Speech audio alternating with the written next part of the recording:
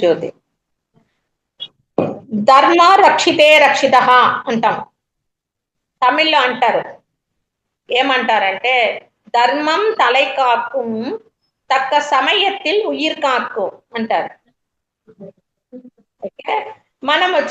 మనము తిరుమలలో అంతా చూసుంటాం, ధర్మో రక్షితే రక్షిత అని చూసుంటాం కదా. అయితే తమిళ్లో ఏం చెప్తున్నారంటే, నువ్వు నీ ధర్మాన్ని చక్కగా చేసినట్లయితే తక్క సమయం వచ్చినప్పుడు, అంటే ఆ సమయము నీ ప్రాణం పోయే సమయం వచ్చినప్పుడు నీ ప్రాణాన్నే రక్షిస్తుందంట ఆ ధర్మం.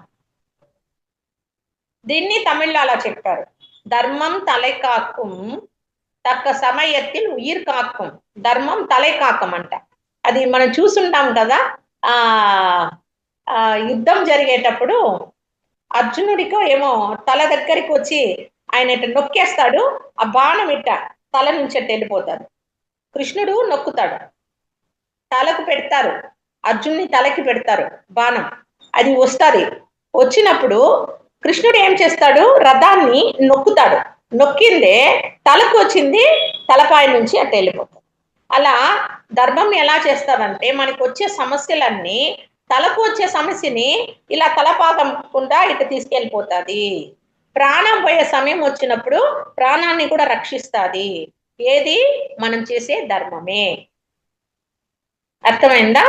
సో అలాంటి ధర్మం ఎన్ని విధాలుగా ఉంది అని చూస్తే మొదటి ధర్మం ఏమిటి అంటే జీవకారుణ్య ధర్మమే మొదటి ధర్మము. ఆహారం, ఆకలిలో ఉన్న వాళ్ళకి ఆహారం పెట్టడము, వారి పట్ల దయ కలిగి ఉండడము, ఇవి వచ్చి మొదటి ధర్మం. ఓకే, ఈ ధర్మం మనము మన సన్మార్గంలో మన యొక్క సాధనగా మనము చేస్తున్నాము. రెండవ ధర్మము స్వయ ధర్మము. స్వయ ధర్మం అంటే చెప్తారు ఎవరైనా? స్వయ ధర్మం అంటే ఏంటో? మన బంధుమిత్రులకు చేసే సేవ, మనకు మనం చేసుకునేదే. స్వయం అంటే మనకి మనం చేసుకునేది. మనది ఏం చేసుకోవాలి? ఇది నా శరీరం, నా శరీరాన్ని నేను చక్కగా చూసుకోవాలి. నా మనసు ఎట్టబడితే అట్ట వెళ్ళిపోతుంది, రేపు అది నాకు బాధ కలిగిస్తుంది, నా మనసుని కట్టులో పెట్టుకోవాలి. నా యొక్క ఆరోగ్యాన్ని మంచిగా చూసుకోవాలి, నన్ను నేను ప్రేమించుకోవాలి. ఇలా మన పట్ల మనము కొన్ని ధర్మం ఉంది. సరైన ఆహారం తినాలి, సరికాని ఆహారం తినకూడదు. ఓకే, ఇలా మన శరీరానికి మేలు చేసేది, మన ఆత్మకు మేలు చేసేది, మన మనసుకు మేలు చేసే వాటిగా చూసి మనము స్వీకరించడము, చెయ్యడము, అలాంటి చేసేదే స్వయ ధర్మం. ఓకే, మూడవది కుటుంబ ధర్మం. కుటుంబ ధర్మం ఉంది కదా మనకి. ఏంటి కుటుంబ ధర్మం? ఒక తల్లిగా తల్లి ధర్మం అన్నది ఉంది, తండ్రికని కొన్ని ధర్మం ఉంది, పిల్లలకి కొన్ని ధర్మాలు ఉన్నాయి. ఇవన్నీ కూడా కుటుంబ ధర్మం కింద వస్తుంది. చిన్న పిల్లలుగా ఉన్నప్పుడు పెద్దల మాటలు విని మనం నడుచుకుంటాం, అదే ఒక ధర్మం. పెద్దలు చెప్పింది వినడమే, దాన్ని ఆచరించడమే ఒక గొప్ప ధర్మం పిల్లలకి.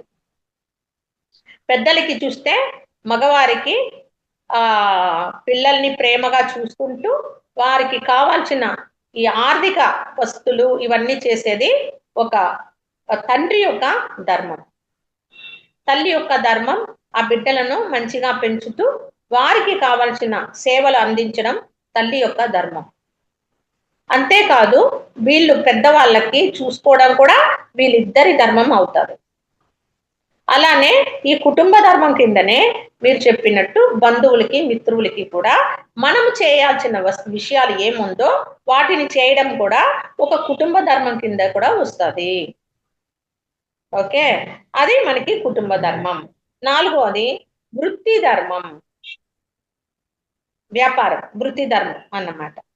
ఈ వృత్తి ధర్మంలో మనం ఏం చేయాలి అన్నప్పుడు ఇక్కడ మనకి రెండు గుర్తుంచుకోవాలి. దాన్ని రెండు వచ్చి ఒక కాయిన్కి రెండు పక్కలాగా ఉంటదన్నమాట. అది ఏమిటంటే ఆ పదం మర్చిపోయాను. ఆ మన వస్తువు మంచిగా ఇస్తాం, ఇచ్చేది మంచి వస్తువుగా ఇయ్యాలి. అలానే మనము చేసే వ్యాపారంలో ఆ యొక్క లాభం కానీ అన్నీ కూడా న్యాయంగా ఉండాలి. అలా చేయాలన్నమాట. ఈ రెండు చాలా ముఖ్యము. మనం ఇచ్చేది అంటే ఏదైనా సరే మనం ఇచ్చేది మంచిది ఇవ్వాలి. అలానే తీసుకునేది న్యాయబద్ధంగా ఉండాలి. అయితే అది వృత్తి ధర్మం. దీంట్లోనే మనకి అన్నిటికీ వృత్తి కిందనే వస్తారు. వాళ్ళ యొక్క వర్క్ ఏదైతే ఉందో ఆ వర్క్ మీద శ్రద్ధ ఉంచి చెయ్యడం. వ్యాపారస్తులు వచ్చి ఇలా వ్యాపారం చేస్తారు. ఆఫీస్కి వెళ్ళే వాళ్ళు వాళ్ళ యొక్క వర్క్ ఏమిటో ఆ వర్క్ ని చక్కగా పాటించడమే వృత్తి ధర్మం. మళ్ళీ అలాగే ఇంట్లో అంటే ఇండ్లు రెంట్కి ఇచ్చి తీసుకునే వాళ్ళు ఉంటారు. అది కూడా వాళ్ళ ఇంటిని వృత్తి కిందే పెట్టుంటారు. అది ఏం చేయాలి అన్నప్పుడు అక్కడ కూడా వాళ్ళు వృత్తి ధర్మం పాటించాలి. నెల నెల మనకి సంవత్సరం రెంటులు పెంచుకుంటారు. కానీ రెంటల్లో ఉండే వాళ్ళకి ఎలాంటి సౌకర్యాలు ఏర్పరచు. సో అది అధర్మం. ఏం చేయాలి? రెంట్ ఎందుకు పెంచుతున్నాము? వాళ్ళకి చేసేదానికిదా పెంచుతున్నాం. వాళ్ళకి ఏం ప్రాబ్లం ఏర్పడుతుందో అది చెయ్యరు. ఓకే, అది వచ్చి రెంట్లు. అలానే ఎవరైనా ఏ వృత్తి అయినా సరే ఆ వృత్తిలో వాళ్ళు ఏంటి మనం కరెక్ట్ చేస్తున్నామా అన్నది ఆలోచించి చేయాలి. వాళ్ళు ఇప్పుడు హోటల్ కూడా తీసుకోండి. హోటల్లో కూడా అక్కడ కూడా మనకి ఏం చేస్తారు, చాలా వరకు చూసామంటే ధర్మంగా లేక ఉంటారు. అక్కడ కూడా ధర్మం రావాలి. సో వృత్తి ధర్మం అంటేనే టోటల్ అన్ని వృత్తినే. ఆఫీస్కి వెళ్ళి పని చేసే వాళ్ళు అయినా వాళ్ళు వృత్తిని చేస్తున్నారు, అది ధర్మంగా చేయాలి. లంచం పుంచుకొని చేయడము ఇలాంటివి ఉండకూడదు. వాళ్ళకి ఏదైతే డ్యూటీ ఇచ్చారో దాన్ని కరెక్ట్ గా చేయడమే వృత్తి ధర్మము. ఓకే. మళ్ళీ చివరిది 5th వన్, సంఘ ధర్మం లేక మనం లోక ధర్మం, ప్రపంచ ధర్మం అని కూడా చెప్పుకోవచ్చు. అయితే సంఘంలో ఎలా ఉండాలి దాని గురించిన ధర్మం అన్నమాట. ఏంటి ధర్మం అలా చూసినప్పుడు మనం చూస్తుంటాము, రోడ్డు మీద కొంతమంది ఏది పడితే అది పడేస్తుంటారు. దాన్ని చూసినప్పుడు మనం ఏం చేస్తామో, ఎవడో పడేసిపోయినాడో తిట్టుకుంటాము, కానీ మనం ఏం చేయాలి, దాన్ని తీసి పక్క పెట్టేది లేదు. మనము దాన్ని క్రాస్ చేసుకొని పోతాం, కానీ తిట్టుకుంటూ పోతాం. అది కాదు, మనము కరెక్ట్ గా నడుచుకోవాలి. దీనికి ఉదాహరణకి నేను చెప్పాలంటే సినిమా నాకు గుర్తొస్తుంది, చిరంజీవి గారి సినిమా.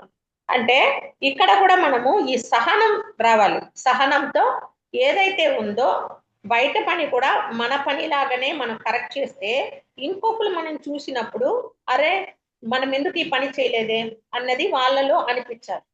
అప్పుడు వాళ్ళు నడుచుకుంటారు.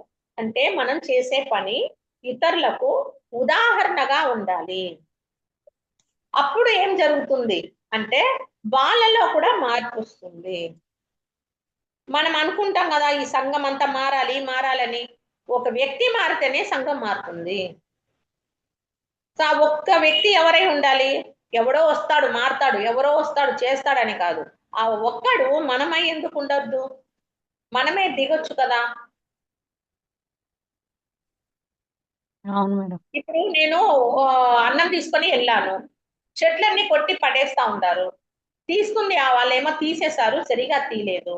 ఆ నార ఒకటి వచ్చి నా కాళ్ళలో తగిలింది ఇటు పట్టడానికి పోయినాను, గబాని చూశాను, దాన్ని తీసి చుట్టి చెత్తలో పడేసినాను. ఎందుకు? నేను పడడానికి పడలేదు, కానీ నేను దాన్ని ఎదిరించేసి వెళ్తే ఇంకోళ్ళు పడిపోతారు కదా. అవునా? ఇప్పుడు నేనేం చేశాను, దాన్ని తీసి పడేస్తాను. అది వచ్చి నా యొక్క సంఘ సేవగా నేను భావిస్తున్నాను. బయట పడిపోయింది, అది నాకు హాని చేయడానికి వచ్చి దైవ అనుగ్రహంతో నాకు హాని కలగలేదు. కానీ ఇది నేను అట్టే వదిలేసేస్తే ఇంకొకరికి హాని చేస్తుంది కదా. అప్పుడు ఏం చేశాను, దాన్ని తీసి పక్కకు పడేశాను. ఇలాంటి చిన్న చిన్నవి, మనం పెద్ద పెద్దవి అవసరం లేదు, చిన్న చిన్నవి చేస్తేనే చాలు. ఇది కూడా మన ధర్మమే. మనం పడన పోయినప్పుడు మనల్ని మనం కాపాడుకున్నాము, కానీ ఇంకోటి అక్కడ పడిపోకూడదు కదా అని దాన్ని కరెక్ట్ చేయడం, అది సంఘ ధర్మం అన్నమాట. ఇది దైవము నాకు ఇచ్చిన జ్ఞానంతో మీకు షేర్ చేశాను. వీటన్నిటికంటే ముఖ్యమైన ధర్మము జీవకారుణ్య ధర్మమే. అదిదా ధర్మం అంటారు. అందుకే వల్లలారు వచ్చి ధర్మశాల అని పెట్టారు. చాలా మంది భోజనం పెట్టే చోటని ఏమంటారు, అన్నపూర్ణి ఆలయము అంటారు, భోజనశాల అంటారు, ఇలా అంతా పేరు పెడతారు. కానీ వల్లలారు దానికి ధర్మశాల అని పేరు పెట్టారు. ఎందుకంటే అదిదా మన ధర్మము. ప్రధానమైన ధర్మం ఏది అంటే జీవకారుణ్యమే ప్రధాన ధర్మం. కాబట్టి మనకి జీవకారుణ్య ధర్మాన్నే మనకి వల్లలార్ సాధనగా ఇచ్చున్నారు. ఓకేనా? అరుట్పెరుంజ్యోతి.